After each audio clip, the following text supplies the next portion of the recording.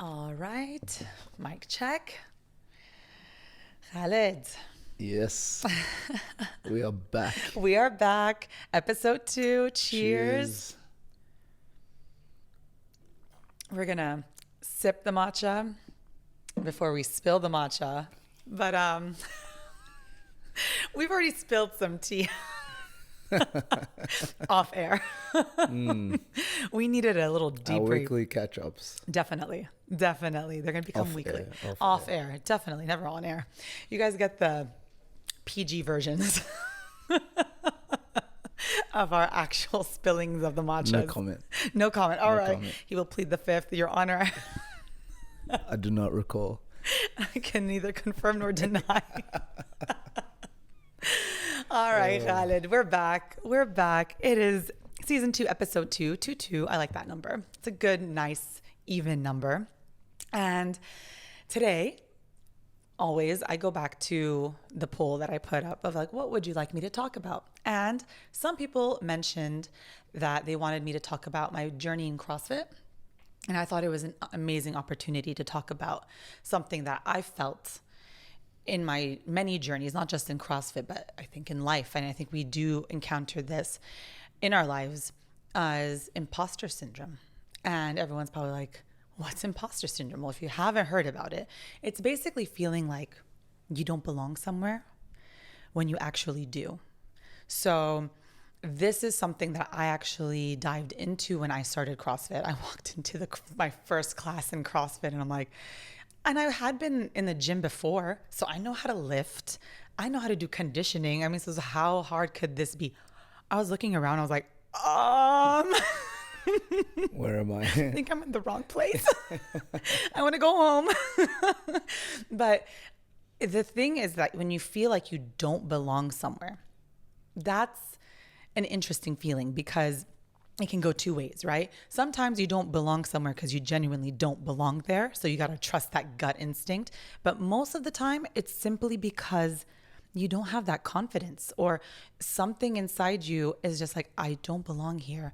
And that's what we call imposter syndrome. The imposter syndrome is false. You do deserve to be there. You do deserve to be in this room because if you didn't, you wouldn't be. So, and one thing that I did realize, because we just came out of a competition, of Phoenix Games, and competition season's on. You're about to compete. And there's a lot of competitions happening in Doha right now. All around. Like every month there's going to be one, and it's a big time of the year. And some people are always like, I'm not ready. I'm not ready. I'm not ready. This is my thing when I hear this. You're never going to be ready until you get into the arena. And one thing that I always say, if this is an open competition, there's no requirements, there's no qualifiers for you to be here, then you have every right to be here, just like all of these other people. When I was watching the Phoenix Games, we were watching the Friday and Saturday, the men's. There were men that were new to CrossFit and it was evident. And then there were people who've been in CrossFit for many, many years.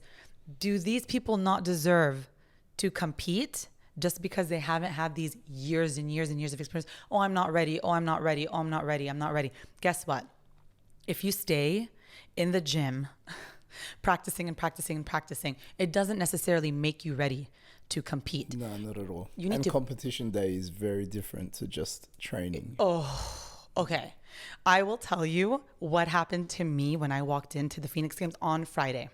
We're watching the guys. My knees buckled.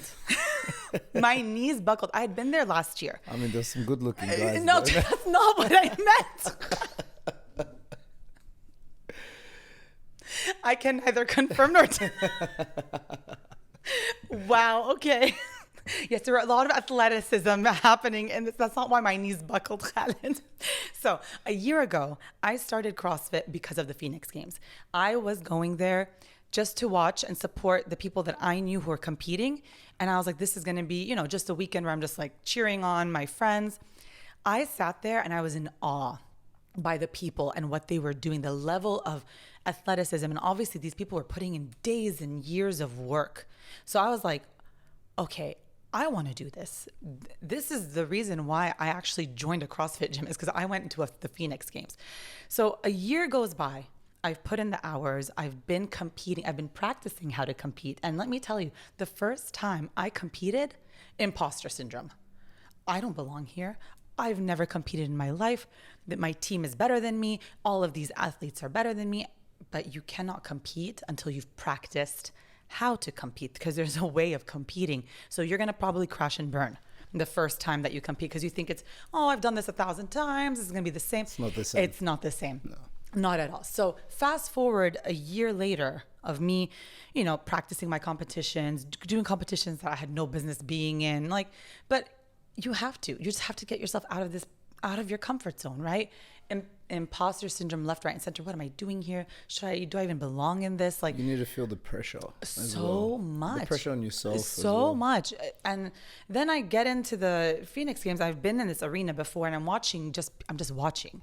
And if someone had told me to do a box jump, I wouldn't have been able to do it. I wouldn't have. So knowing this was happening on Sunday, we were competing on Sunday and Monday. Everyone was supposed to come in at around 1. I arrived at 12. No one's there except the organizers, and they're setting up the events. And I'm just like, can I go into the stadium? Can I go inside? And they're looking at me like, yeah, of course, go ahead. I sat there for an hour and a half. Wow. I'm not kidding.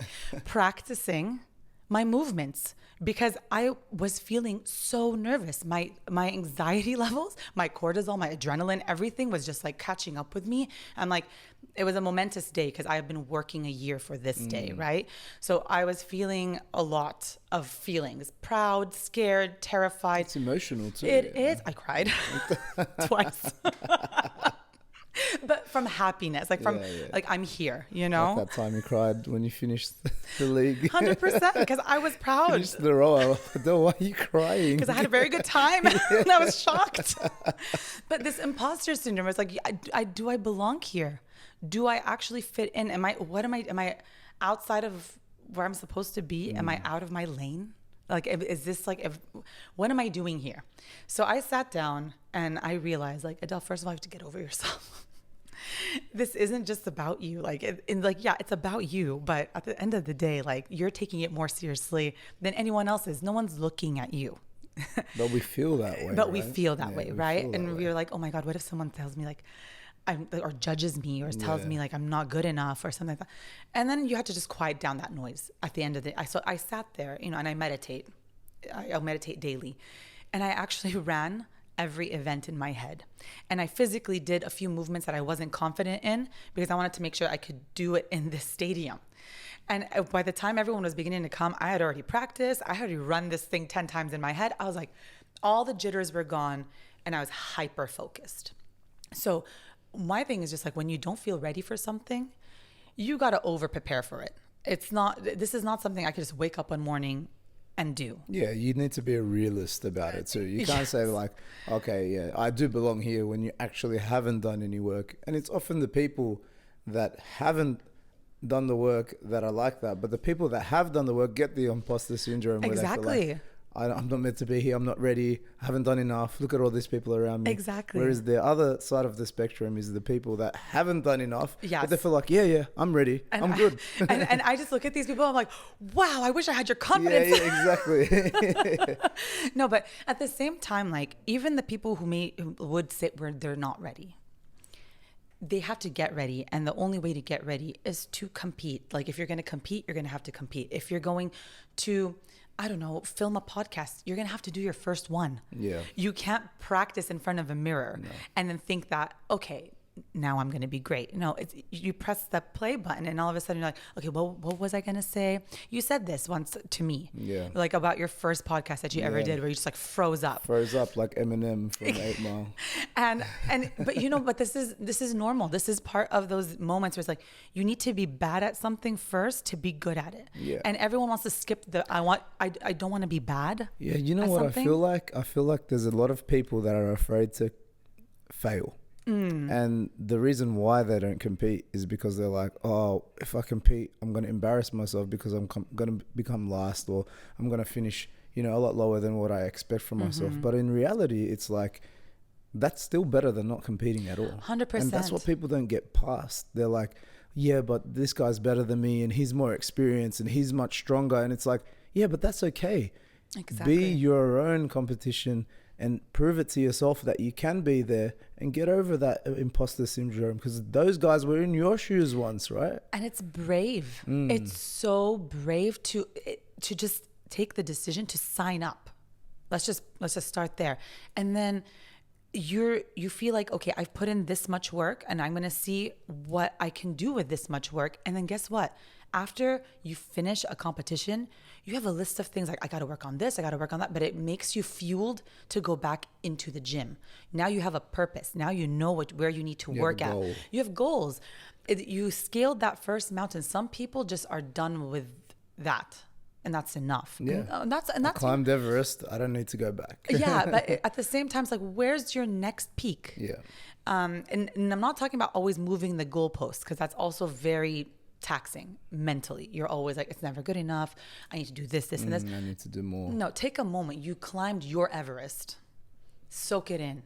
You climbed something that you never thought that you would be able to do. And now you're going to celebrate that. And you're like, now there's work to be done. Because every day, whether you like it or not, there's work to be put in. And what you said about failing, we fail in private, but this is public. Yeah. When you're competing and there's a stadium full of people watching you fail a lift, get a no rep, not finish in the time cap, you're failing publicly. And you've signed up to do that. So that's a level of bravery that no one understands until they put themselves in that situation. And maybe many people won't, and that's to each their own. But not just competing in athletics. You know how many people, when I started my podcast, messaged me and they're like, I've always wanted to start a podcast and I don't know how to begin.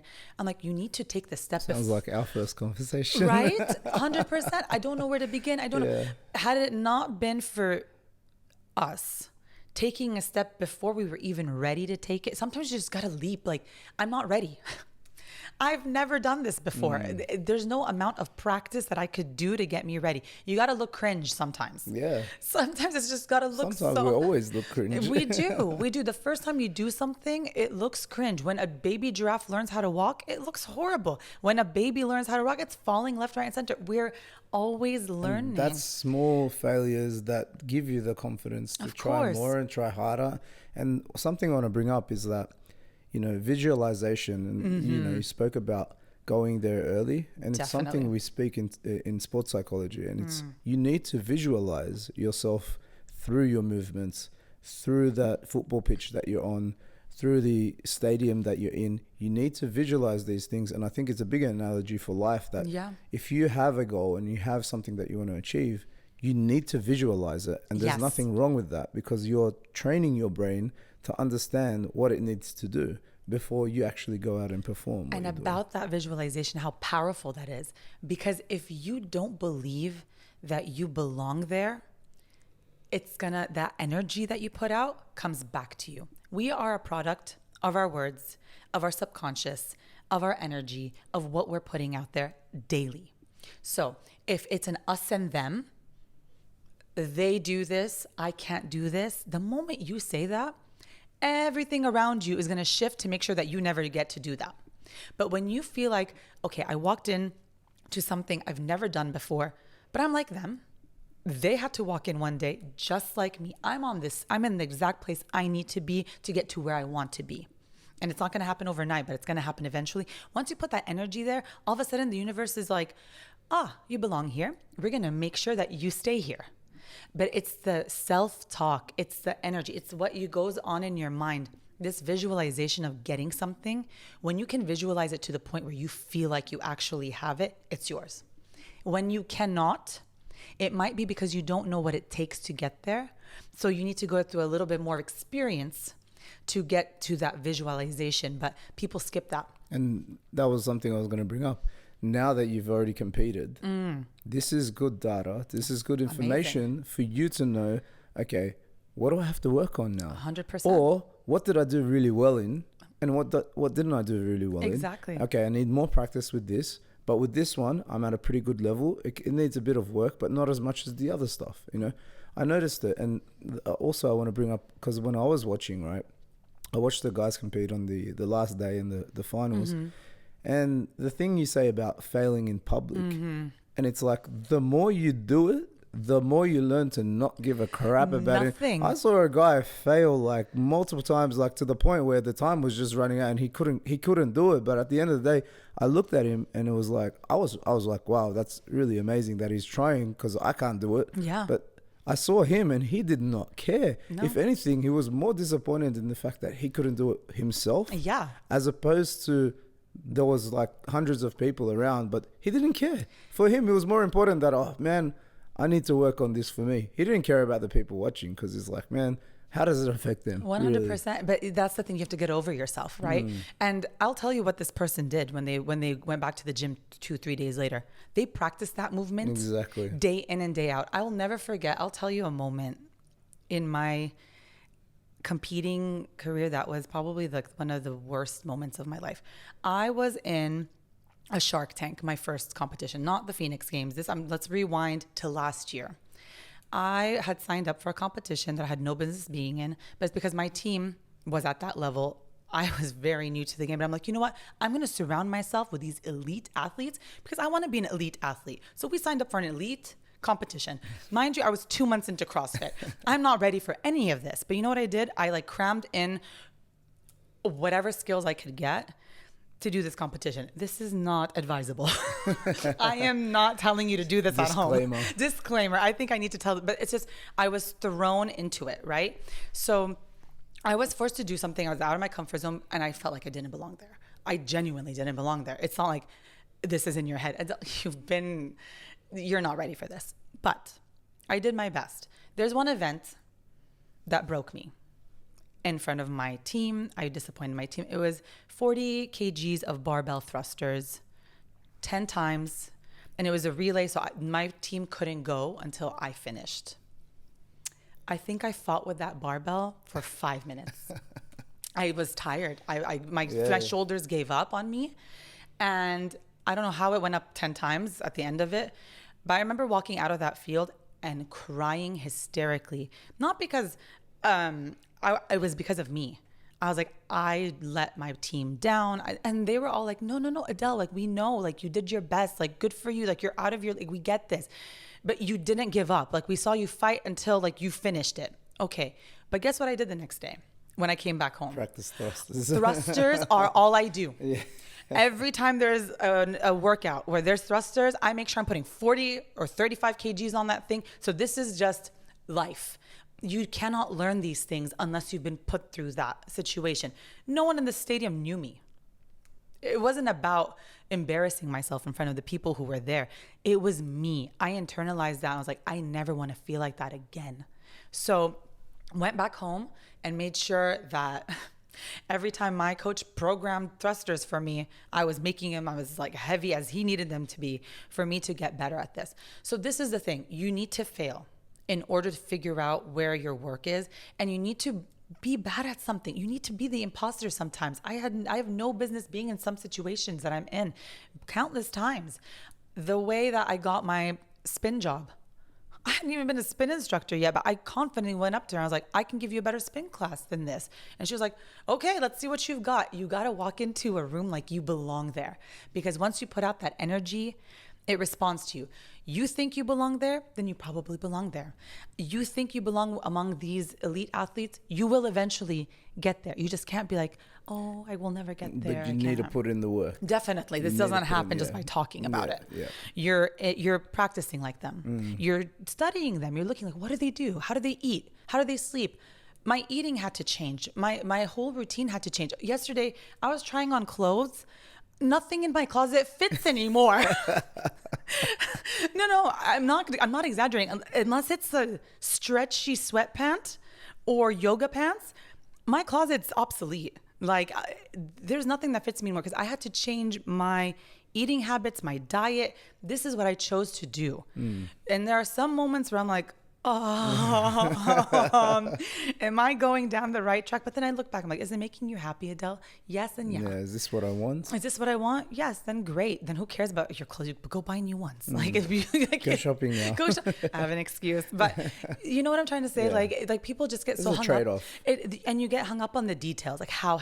Watch, people are doing it around you. You want to be in this situation, see what the people in these situations are doing and learn from them. You got to copy some people sometimes and then figure out, does this work for me or does something else work for me? You sometimes just need to figure it out just by seeing how other people are doing it. And that's okay. But you cannot do that unless you're in the right rooms. And those rooms will feel huge sometimes. And you're like, Do I belong? do I belong here? You always go back to that. Do I belong here? Do I belong here? Yes. If you want to be there, then yes. If you feel like something inside you is telling you like, I really want to do this, do it. Do it even if you're bad at it in the beginning.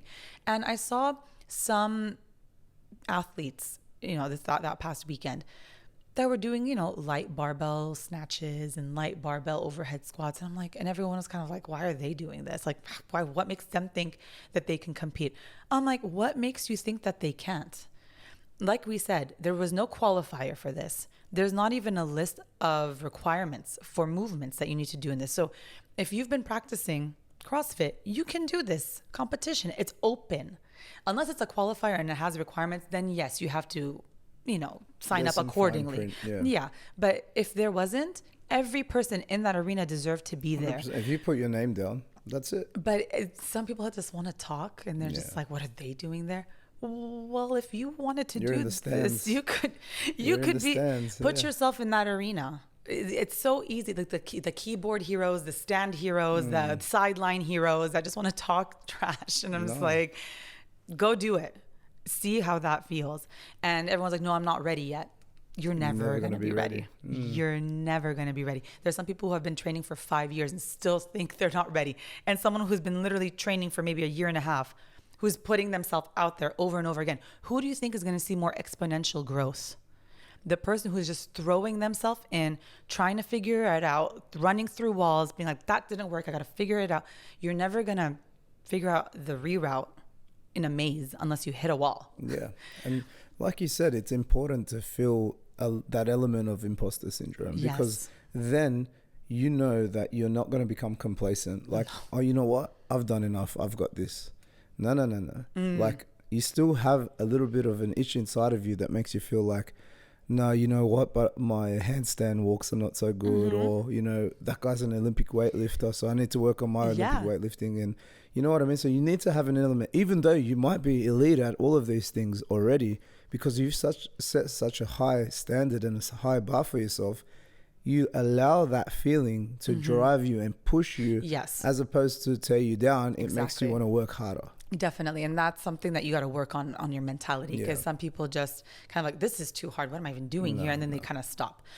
The harder it is, the more I want it. And you keep getting better. You do. And like, sometimes it just, you don't feel anything. You don't see anything. Nothing's changing. Nothing's happening. Then click. One day it just happens. It's just the work that you're putting in consistent. And that's with everything in life. When people are like, I don't know where to start a business, go sit with people who started businesses. You can't get that kind of insight unless you're in those think tanks, those people who are, CEOs of their companies. Oh, but I don't belong there. Yeah, you do, because you want to get there. If you want to start your own podcast, sit with people who have done podcasts. Oh, but I don't know any. Then go find them. Go search for your people. There's a lot of them. No, there really are. Yeah. And they're doing their own thing, and each person has their own way of doing it. And they have their own crowd of people that they attract. Like, whatever you want to do, someone's doing it. Find these people and sit with them. Soak their energy in. Soak in with their insight, their wisdom. They have so much to offer. But no, I don't belong there. You're never going to belong there. So that's my thing about imposter syndrome. I think it's important to feel it from time to time, because that means you're doing something right. If you're always feeling comfortable, oh, I got this, this is nice, I worry about what you're doing. You know, I'm just like, True. what are you doing? Yeah. When you get that itch, go scratch it. See what happens. See where it takes you, and find the people who are doing what you want to do. You can't do CrossFit if you're in a different gym. You need to find a box. You know, it's one of those things. It's like, oh, but I love. You need the right recipe. You do. So, Yeah, but I love this, and it's so comfortable here. Yeah, but you gotta go somewhere else to find what you're looking for. And that's what you're looking for. This is what you say that you want.